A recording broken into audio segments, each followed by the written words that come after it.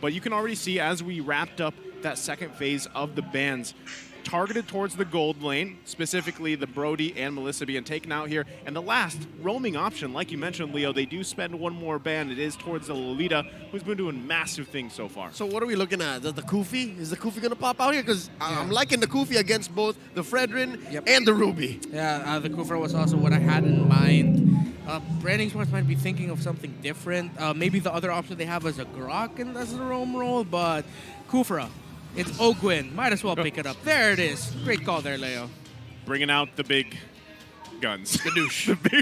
Skadoosh. Yeah, the skadoosh. But, you know, if you guys didn't see it at home, the stats that Ogwin specifically has, a lot of that playmaking potential and the way that he built those stats was in the hands even with a Kufra, right?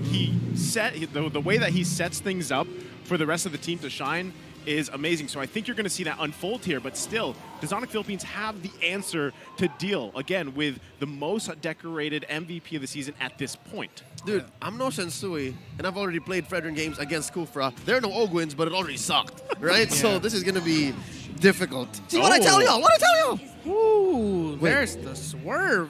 So Nets does have the Harith with him, so he will pick that up, and they needed that.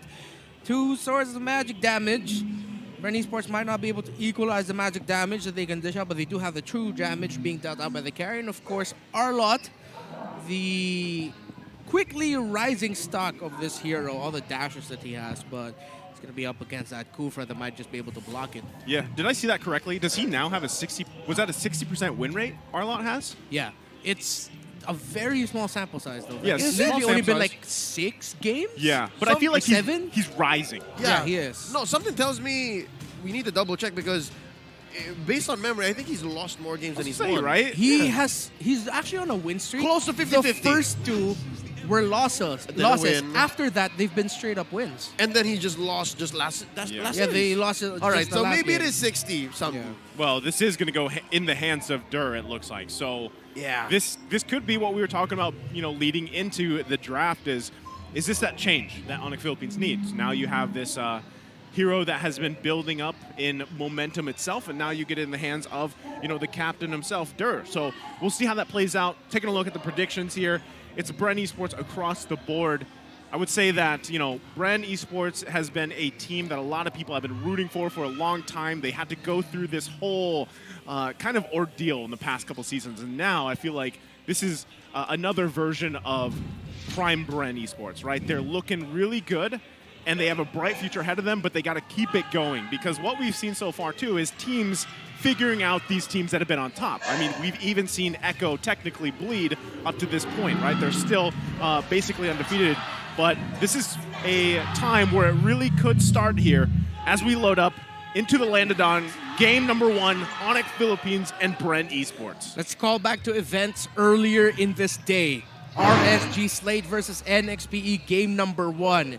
RSG were in the lead, but because of the return of investment they had in a super late game Claude, well, they were able to turn things around. That is the idea here for BREN Esports. This will be a game set up for Super Marco. Earlier there, you saw at the bottom of your screen, congratulations to Few, already 200 games. His entire career here in the MPLPH. 200 wins at that. 200 wins, exactly. Wins. Yeah. Idol of the kids, right? A lot of people idolize him just because of that. Not only that achievement, but if you just watch him play, you'd be quite amazed at how he exactly controls the map, plays around it in that lane. Just the development that he's had over these seasons, over these years. So now, already early action. Ogwin catching a few beads from Net. Super Marco retaliates. Kekadot draws a line. This should definitely help Net at least, you know, get a small advantage over Super Marco, who is on his trademark carry, his signature carry from Season 10. Yeah, before there was everyone else using carry, there was one man who kept using it last season, and it was Super Marco. At 1 point, deathless. 20+ kills, 12+ assists, 0 deaths in the span of, I believe that was 6 games before he was able to feel what death feels like as a carry. On the side of BREN Esports, yes, the lineup that they fielded, especially with their last 2 picks on the Kufra, on the Yakai, They're great for objective fights, but they're great for providing space for this carry. ONIC, on the other hand, this Harith can scale up relatively quickly if Nets avoids getting taken down once or even twice before minute 6. If he goes into minute 7, minute 8 without a death, and he got the farm without a problem, BREN Esports will have problems. Uh-oh.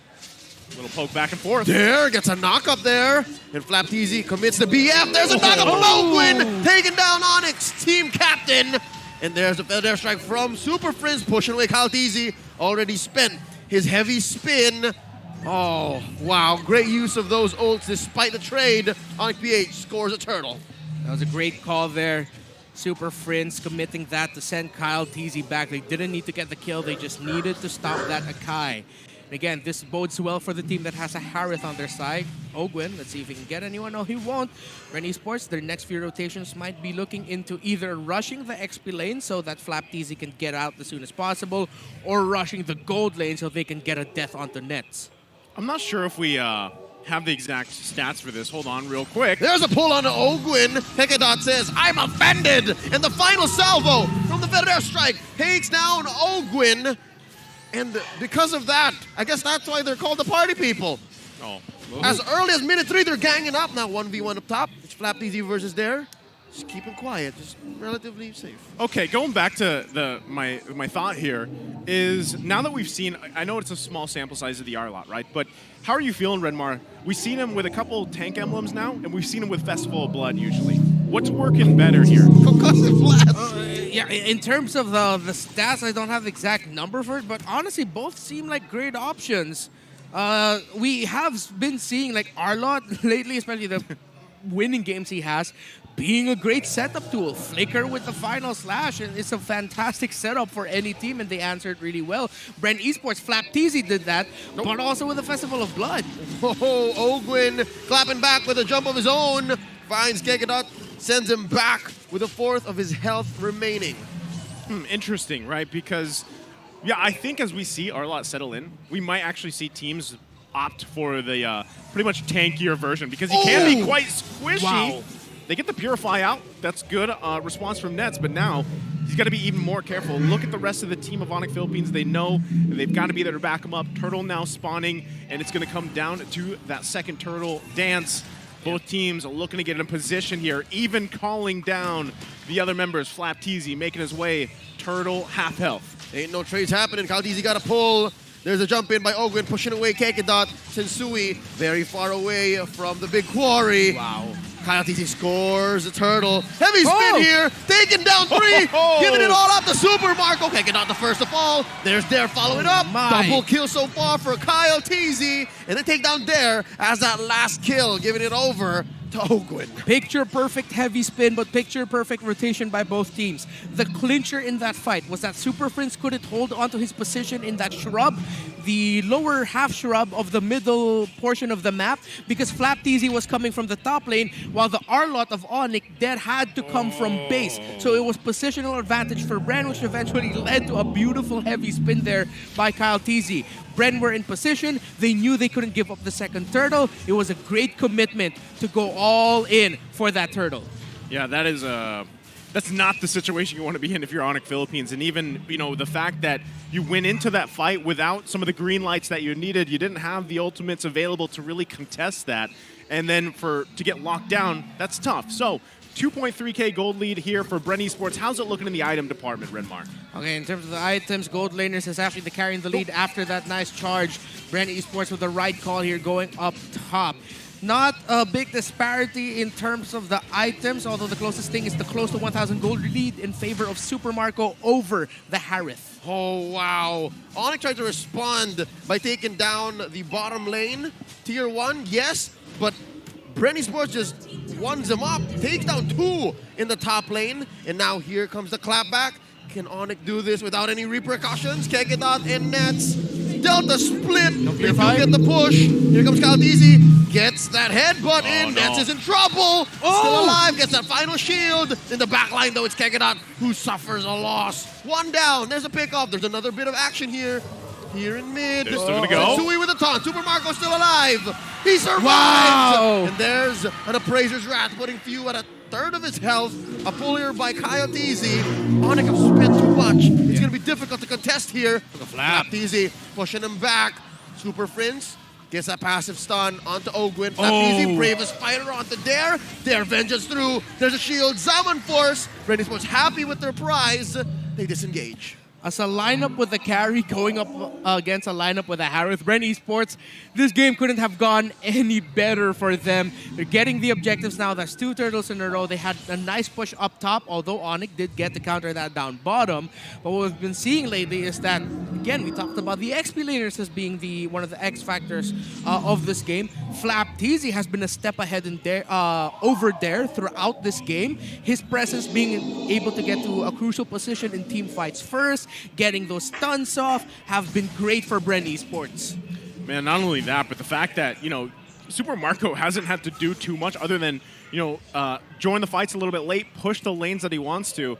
And yeah, like you mentioned, Redmar, that's just with the response that BREN has from Flap Teasy, Few even, and we know if we look back to the keys to victory, right, you're not supposed to let BREN get that lead going, get that momentum going here. So for ONIC Philippines, this is now an even more dire of a situation because you've got to crawl back into this. Again, Nets hasn't died, but he's having a little bit of a hard time even contesting a lot of these team fights. And it's that same dilemma wherein BREN is in control, they're 4K ahead, map's looking red, but you're not in a position to change the tempo. You're not in a position to be proactive because BREN is so good at punishing. Yeah, they're just so tanky right now, BREN ESPORTS, and the utility the Valentino brings. Actually, instead of a feathered airstrike, Few has to work with an Arlot, so they have multiple options here for setup. And again, the principle of the drafts are really easy. ONIC, they have different tools for different situations. They have multiple options for dealing damage. They can either go skirmish or one person alone can make a play by themselves. Meanwhile, BREN ESPORTS have been playing to their main strength, to their main idea, which is let's give Super Marco all the space and time that he needs. Hence why Super Marco, as nicely put it earlier, as you also put it earlier, Leo, he's been having a really smooth time here. Yeah, smooth time indeed. Now, first Lord of the game going to be up here.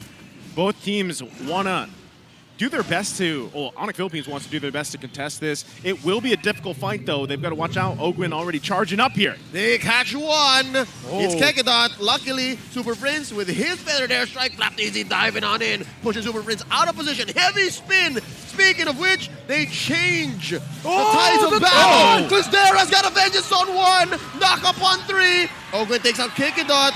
Nets and Kekedot make it 2 for 2 so far. Double kill for Dare and Super Marco, 2 for 3. Sensui and Dare, they know that this is not their fight, but Dare trades out for Few. Dare gets shut down though. It's just Sensui left. 4 for 3. They know. The bodies have fallen. They see one. Sensui. Super Marco. Force the retry out. Sensui is way too deep. He is layers and layers behind enemy territory. And now Flap Easy might finish the job. Bravest fighter through finishes the job. Wow, what an exchange by both teams. And I won't be surprised if there are eyes in the background saying, hey, Few might be the MVP of this game because his final slash, stealing the ultimate of the Arlot, using it for BREN ESPORTS, it was a beautiful entry by Sensui and that 3-man taunt, but immediately BREN got to counter because of the 4-man final slash that Few was able to deal, clumping up the members of ONIC, making BREN have the chance to take them down.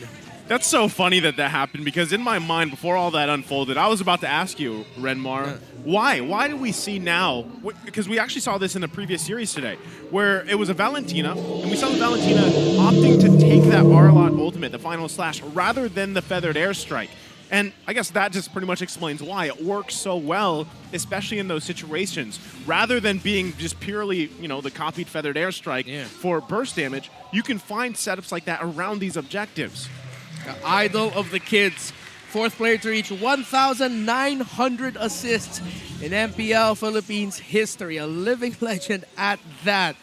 A Hall of Legend inductee, and we are graced by his presence that I believe it was Burrito in the Tagalog broadcast who mentioned that he is aging like fine wine, and he's only 24. Well, we're #blessed to be in his presence, and he has pushed BREN ESPORTS to the limit. Folks, that's the right number. It's 7K ahead, all right? 11 minutes, 45 seconds in. That's the thing, too. At this point, right, it's still technically, what, 12 minutes in, and that was only the first Lord. So you're thinking if ONIC Philippines actually tries to contest the next one in about a minute and a half here, it's going to look really bad, right? Unless they somehow pull a miracle off, because it could be Kekadut that does that for them. And that's exactly what happened in that last Lord fight. There was huge trades, right? 3 for 4 was the final number, but eventually BREN was the one who got on over it. Now, again, I think we're going to go back to the question of why few chooses to take the final slash. Is because you just can't pick up CC everywhere, right? Damage, maybe you can if it's DPS, but I guess that's why. CC, and if ONIC can find the perfect CC, I guess the perfect Vengeance Final Slash, the perfect I'm Offended into the Zaman Force, then maybe that's how ONIC can come back. Yeah, A lot of BREN perfection. Esports here, though. It's so easy for them. The way they get to cover their bases. If Kyle TZ somehow doesn't get a good heavy spin, they'll have the first skill with the double-handed sword and the lapu-lapu as a stun.